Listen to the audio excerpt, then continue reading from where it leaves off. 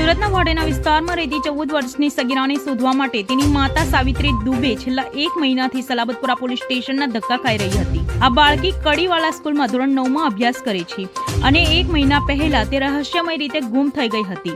1 મહિનાનો લાંબો સમય વીતવા છતાં દીકરીની કોઈ ભાળ ન મળતા પરિવાર પર આપ તૂટી પડ્યું હતું। પોલીસ તપાસમાં એક સીસીટીવી ફૂટેજ પણ સામે આવ્યા છે, જેમાં આ વિદ્યાર્થીની સ્કૂલના યુનિફોર્મમાં પસાર થતી જોવા મળી રહી છે। આ ફૂટેજ હોવા છતાં સલાબતપુરા પોલીસના હાથ હજુ ખાલી છે। સગીર વયની બાળકી ગુમ થઈ તેવી અત્યંત ગંભીર બાબત હોવા છતાં પોલીસની તપાસની ગતિ ખૂબ જ ધીમી હોવાનો આક્ષેપ તેની માતા દ્વારા કરવામાં આવ્યો છે। આજે ફરી એકવાર પોલીસ મથકે પહોંચેલી માતાએ ભીની આંખે પોલીસને દીકરી શોધી આપવા વિનંતી કરી હતી। સુરતમાં જ્યારે વિદ્યાર્થીનીઓની સુરક્ષા અને સી ટીમના મોટા દાવાઓ કરવામાં આવે છે, ત્યારે ધોરણ 9માં ભણતી દીકરી 1 મહિના સુધી ન મળે તે પોલીસની કાર્યપ્રણાલી સામે મોટા પ્રશ્નાર્થચિહ્નો ઉભા કરે છે। હવે જોવાનું એ રહેશે કે પોલીસ ક્યારે આ માસૂમ બાળકીને તેના પરિવાર સાથે મેળવી આપે છે। દિવ્ય સુરત ડિજિટલ ન્યૂઝ।